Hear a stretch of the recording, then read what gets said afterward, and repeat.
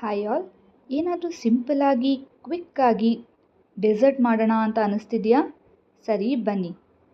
ಸಾಗು ತಗೊಳ್ಳಿ 1 ಕಪ್. ಇದನ್ನು 2-3 ಗಂಟೆ ನೆನೆಸಿಟ್ಕೊಳ್ಳಿ. ಅದಾದ ನಂತರ ಒಂದು ಅರ್ಧ ಗ್ಲಾಸ್ ನೀರು ಹಾಕಿ ನುಣ್ಣಗೆ ರುಬ್ಕೊಳ್ಳಿ. ನೋಡಿ, ಪೇಸ್ಟ್ ರೆಡಿಯಾಗಿದೆ. ಈಗ ಒಂದು ಪ್ಯಾನ್ ತಗೊಳ್ಳಿ, 1 ಸ್ಪೂನಷ್ಟು ತುಪ್ಪ ಹಾಕಿ ಇದಕ್ಕೇ ನಟ್ಸ್ ಹಾಕ್ಕೊಳ್ಳಿ. ನಾನಿಲ್ಲಿ ಬಾದಾಮ್, ಕ್ಯಾಶ್ಯೂ, ಸ್ವಲ್ಪ ಕೋಕೋನಟ್ ಪೀಸಸ್, ಆಮೇಲೆ ರೇಸಿನ್ಸ್ ಅಂದರೆ ದ್ರಾಕ್ಷಿ, ಹಾಗೆ ಎಳ್ಳು, ಸೆಸಮ್ ಸೀಡ್ಸ್ ಕೂಡ ಹಾಕ್ಕೊಂಡಿದ್ದೀನಿ. ಚೆನ್ನಾಗಿ ಹುರ್ಕೊಳ್ಬೇಕು. 1 ನಿಮಿಷ ಹುರ್ಕೊಳ್ಳಿ. ಅದಾದ ನಂತರ ಮತ್ತೊಂದು 2 ಸ್ಪೂನಷ್ಟು ತುಪ್ಪ ಹಾಕ್ಕೊಳ್ಳಿ.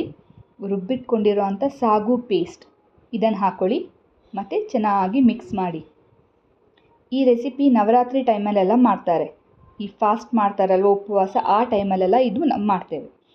ಇದನ್ನು ಒಂದು 5 ನಿಮಿಷ ಚೆನ್ನಾಗಿ ಮಿಕ್ಸ್ ಮಾಡಬೇಕು. ಕಲರ್ ಈ ಥರ ಚೇಂಜ್ ಆಗಬೇಕು. ಅದಾದ ನಂತರ ಇದಕ್ಕೆ ಬೆಲ್ಲ ಹಾಕ್ಕೊಳ್ಳಿ. 1 ಕಪ್ಪಷ್ಟು ಬೆಲ್ಲ ಹಾಕ್ಕೊಳ್ಳಿ. 1 ಕಪ್ ಸಾಗುಗೆ 1 ಕಪ್ ಬೆಲ್ಲ. ಸಿಹಿ ಕಡಿಮೆ ಬೇಕಂತ ಹೇಳಿದ್ರೆ ಸ್ವಲ್ಪ ಕಡಿಮೆ ಬೆಲ್ಲ ಹಾಕ್ಕೊಳ್ಳಿ. ಶುಗರ್ ಕೂಡ ನೀವು ಆ್ಯಡ್ ಮಾಡ್ಕೊಳ್ಬೋದು.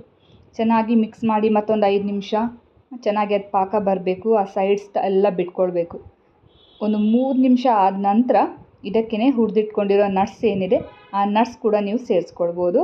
ಹಾಗೆ ಸ್ವಲ್ಪ ಕುಟ್ಟಿರೋ ಏಲಕ್ಕಿ ಪುಡಿ ಇದು ಕೂಡ ಸೇರಿಸ್ಕೊಳ್ಬೇಕು. ಸೇರಿಸ್ಕೊಂಡು ಮತ್ತೊಂದು 2-3 ನಿಮಿಷ ಚೆನ್ನಾಗಿ ನೀವು ಮಿಕ್ಸ್ ಮಾಡಬೇಕು. ಸೈಡ್ಸೆಲ್ಲ ಬಿಟ್ಕೊಳ್ಬೇಕು. ಆವಾಗಲೇ ಹಲ್ವಾ ಚೆನ್ನಾಗಿ ಬರೋದು. ನಿಮ್ಗೆ ಗೊತ್ತಾ, ಇದರ ಟೇಸ್ಟ್ ನಮ್ಮ ಅಯ್ಯಪ್ಪ ಸ್ವಾಮಿ ಪ್ರಸಾದ ಸಿಗುತ್ತಲ್ವ, ಅದೇ ಥರ ಇರುತ್ತೆ. ಆದರೆ ಈ ಹಲ್ವಾ ನೀವು ನೆಕ್ಸ್ಟ್ ಡೇ ತಿಂದು ನೋಡಿ, ಅದರ ಟೇಸ್ಟ್ ಅಂತೂ ಇನ್ನೂ ಎನ್ಹ್ಯಾನ್ಸ್ ಆಗಿರುತ್ತೆ. ನೋಡಿ, ಇಷ್ಟಾದರೆ ಆಯಿತು. ಸಿಂಪಲ್ಲಾಗಿರೋ ಹೆಲ್ದಿಯಾಗಿರೋ ಹಲ್ವಾ ರೆಡಿ ಆಯಿತು. ನೀವು ಟ್ರೈ ಮಾಡಿ ಹೇಗಾಗಿದೆ ಅಂತ ಕಮೆಂಟ್ ಮಾಡಿ.